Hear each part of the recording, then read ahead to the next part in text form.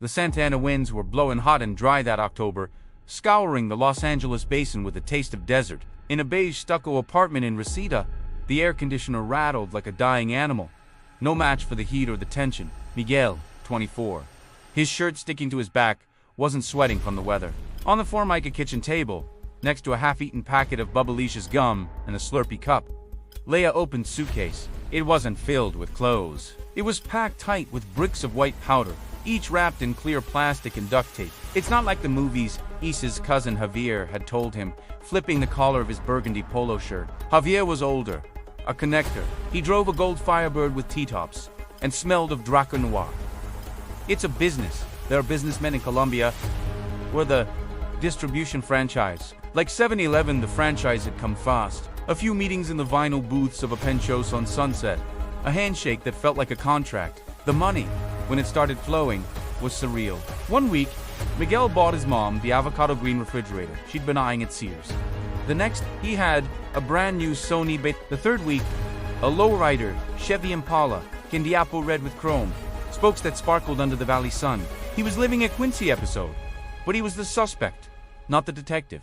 The connection to Colombia was a voice on a rotary phone, a man named Raul, who spoke calm, precise Spanish. "The shipment is pineapples," he'd say. Or the ceramic tiles have arrived. The reality arrived in the hulls of fishing boats off the coast of Malibu, in the false panels of semi-trucks rumbling up the I-5 from San Diego. The Cali cartel, they called it, not just cocaine, but and Miguel, in his Reseda apartment, was a tiny, crucial cog.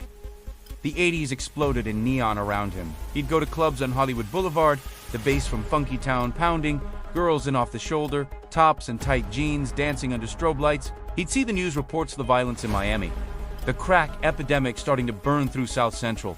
It felt distant, like a bad channel on the TV. His world was cruising Van Nuys, the blasted rapper's delight from his Alpine stereo, the coke in his trunk, a passport to a life he'd only seen on Dallas. The first crack appeared with Peco. Peco was a runner, a kid from the neighborhood with a quick smile. He got greedy, started skimming. Javier delivered the news leaning against the Firebird. His face grinned. Paco's gone, back to Guadalajara. The way he said it, the finality, left no room for questions. The businessmen didn't tolerate errors. Then the packages started changing. The bricks were sometimes stamped with a simple logo. A crown. The Coronas, the Colombians, were getting bolder. The voice, Raul, became less patient. The market is expanding. Your payments must expand. The demand was for more street-level sales, pushing into territories held by the Mexican mafia. The violence wasn't on TV anymore. It was a drive-by on Fulton Avenue.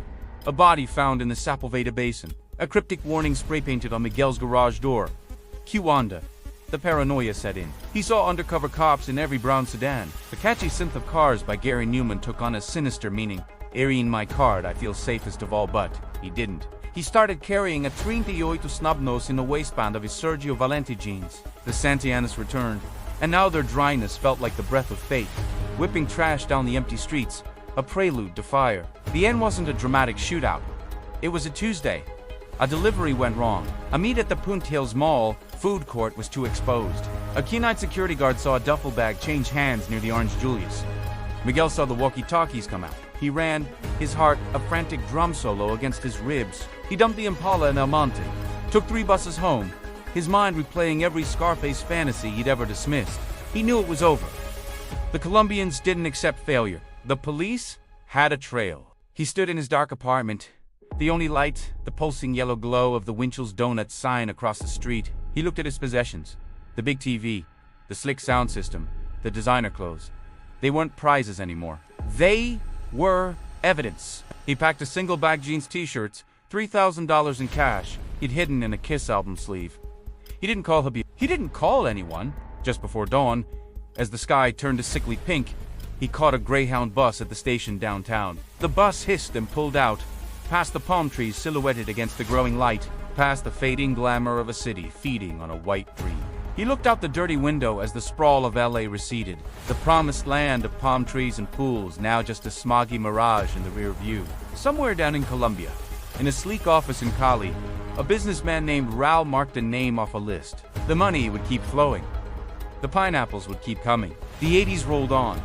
A bright, greedy, furious decade. And Miguel, like a ghost in a members-only jacket, disappeared into the American dawn, leaving behind only the dry, haunting whisper of the wind.